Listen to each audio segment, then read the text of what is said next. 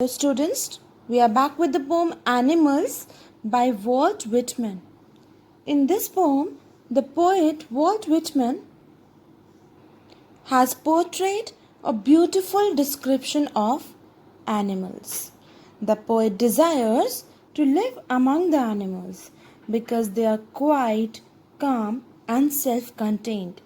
Through his poem, he has defined various qualities of the animals which should, according to him, which should be in human beings to make them satisfied, non-irritating in the life. The poet suggests his desire. He wants to live with animals as they are having lots of qualities which make him comfortable with them. Let us read the poem line by line and understand the poem.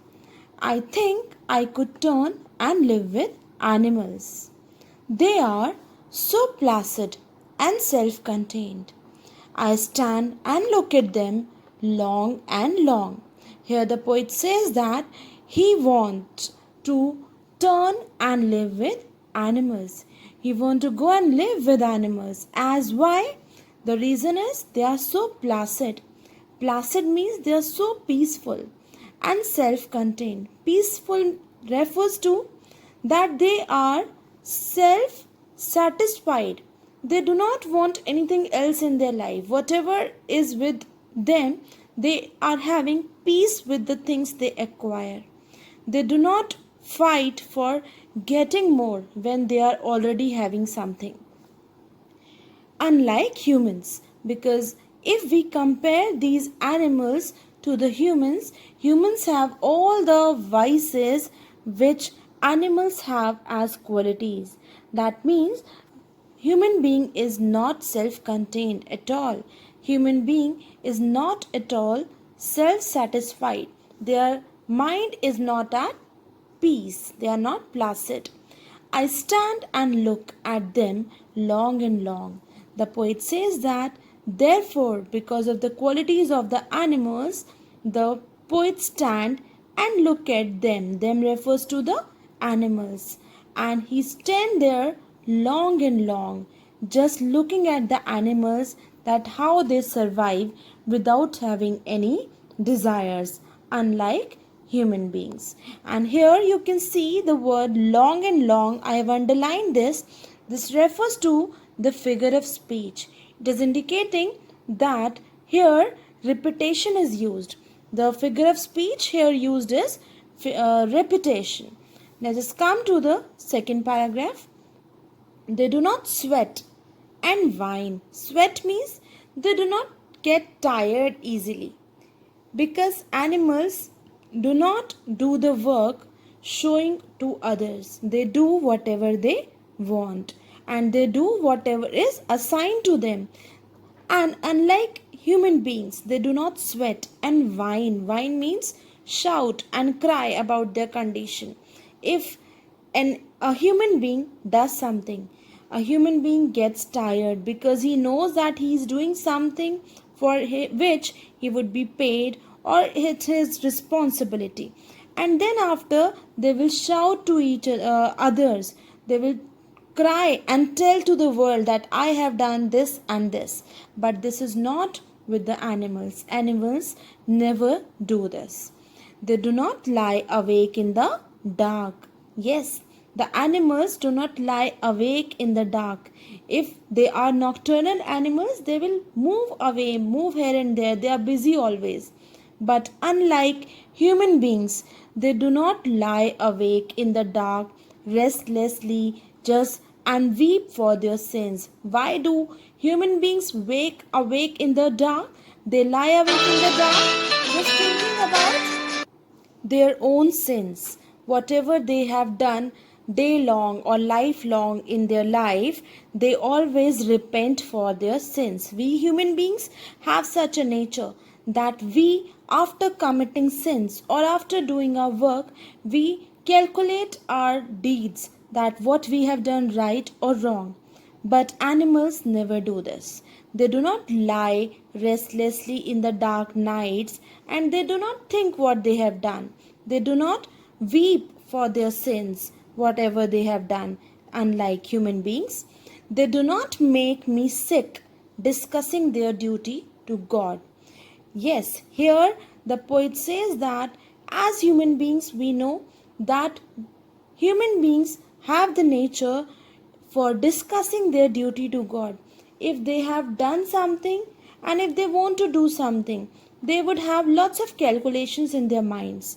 And the human being always show off that I have done this. The human being always asks someone before doing something good or bad.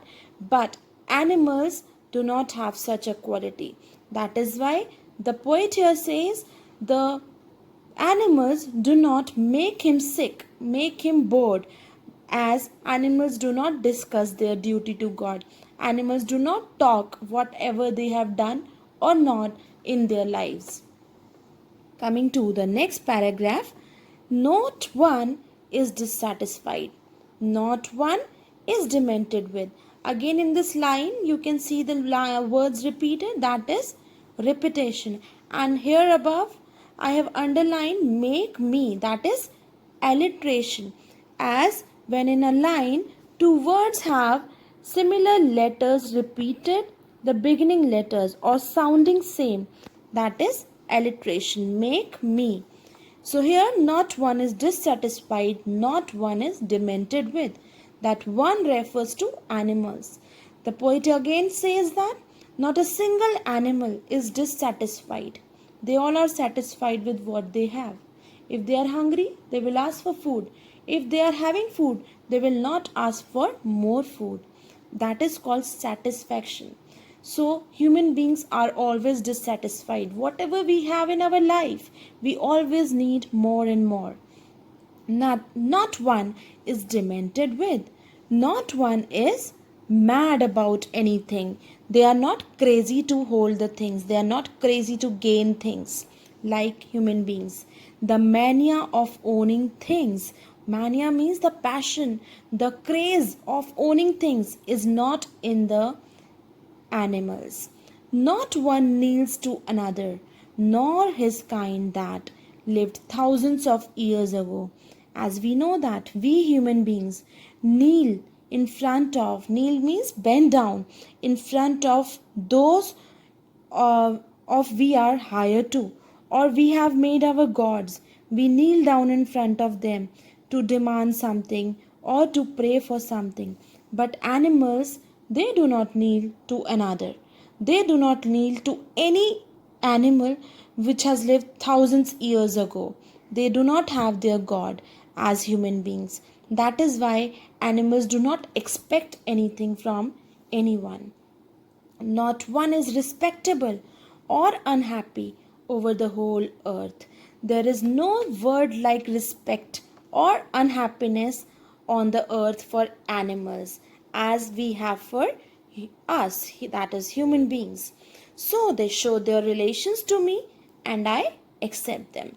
Animals, wherever they get love, they are theirs. So that is why the poet says that animals show their relations to me, because the poet, as we can see, is an animal lover. So because the poet loves them, the animals love him back. And poet, of course, accept their love. Coming to the last para, they bring me tokens of myself, they evince. Here the poet says that he is surprised that animals, they means animals, they bring me, that is poet. What they bring to the poet? Tokens of myself. The qualities, tokens means the qualities which a human being should have. They have them plainly and in their possession. Here the poet is surprised that how the animals are having the possession of such qualities which should be having by such intellectuals which are human beings. They are having the possession of such qualities. I wonder, again here he's surprised where they get those tokens from. So that is the surprising matter for the poet, that Who has taught them to be peaceful, to be satisfied in their life? Did I pass that way huge times ago and negligently drop them? The poet doubts that did I pass means the human being passed them the qualities to the animals many times ago, but they themselves have dropped them. They themselves have dropped them means they are themselves avoiding such good qualities which they have taught to the animals. So, here the central idea of the poem, as you must have got, let's read it. Being influenced by the animals, as he is the animal lover, the poet wants to live among them, and hence he wants to experience a life where no one complains, because human beings have nothing other than complaints. The poet has compared the humans to the animals in order to highlight their flaws. The flaws means the negativities of human beings. As we have read the poetic devices, let us see once again personification. Some examples we can see: qualities of animals like well satisfied, duty, dissatisfied. So we can see here that personification is a figure of speech. It's a literary device in which a non-living thing or a non-human is given the attribute of human beings. So here animals are again and again given the qualities which a human being should be denoted with. That is satisfaction, they are duty bound to God, dissatisfaction. Such words are all used here for animals. That is why the animals here are personified. If we come to the next, repetition. We can see here long and long. The word we have used again, that's called repetition. And back to the alliteration. We can see the words plainly in their possession. So here we had used in a single line when certain letters of some words are same in starting or the sound is same. We say it as in alliteration.